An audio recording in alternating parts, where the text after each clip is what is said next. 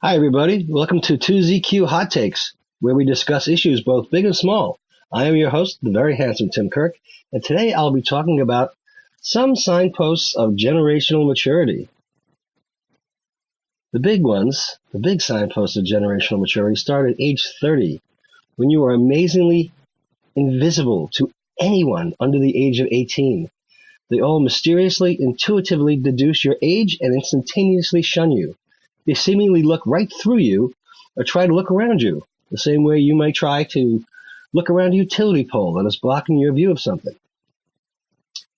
Another one that is quite striking is when you wake up in the morning, look at yourself in the mirror, survey the damage, stand there for a minute and think, wait, I'm not hungover.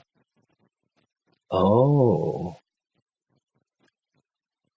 Third one is when you are doing mind-bogglingly complex mental calculations, when you are presented with an invitation and take distance, travel time in both directions, and a slew of other variables into consideration before replying instead of simply saying yes. You can appreciate how delicious spicy food is from the aroma alone, as your dining companions enjoy it, and you have already taken the precaution of consuming a Prilosec. But you still wouldn't take a bite because it would feel as if you have swallowed gasoline.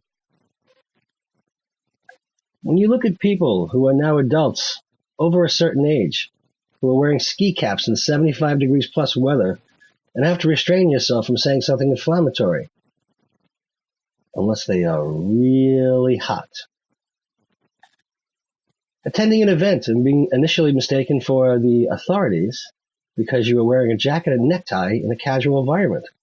This quite often has its advantages. Attending a concert by a performer who is getting, shall we say, long in the tooth, and seeing members of your generation dressing like varsity all-stars, and, or somewhat confusingly, members of an Old West posse, complete with cowboy hats, star-shaped badges, ankle-length dusters, and boots.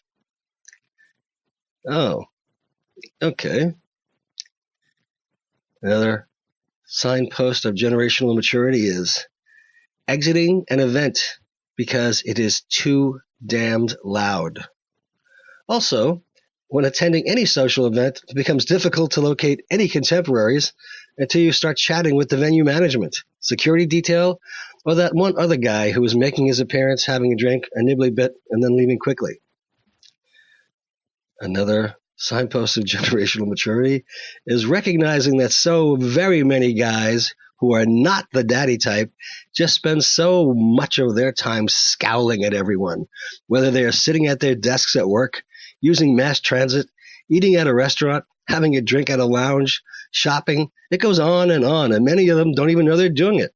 The original resting bitch face. Of course, this is only until they see a twink they aren't remotely attractive to, or they can't afford. Then they act like idiots. When coworkers break out their hip-hop verse, then you surprise everyone with yours. And they all smile and say, old school. And you know, they only tacked on school to be nice. When footwear purchase priorities cease being high fashion first. When you nonchalantly talk about your meds. When you enjoy small talk. When you become increasingly convinced that nail salons are money laundering enterprises. And the least, most distressing signposts of generational maturity are two intertwined things. One, while standing online anywhere, you and your contemporaries look at how the line is progressing and mentally help move it along by monitoring the queue's progress, as opposed to everyone else who is completely preoccupied with what they see in the screen laying in the palm of their hand. And two, shamelessly singing along to classic hit music while standing online at supermarkets, drugstores, and the like. Even more so, connecting with another who is singing along, and you start in with what you both believe is harmonizing. You're enjoying yourselves and each other, but couldn't care less what the people staring into their phones and are making those faces think. That's maturity for you. See you next time. Thanks for listening. And as the kiddies say, peace out.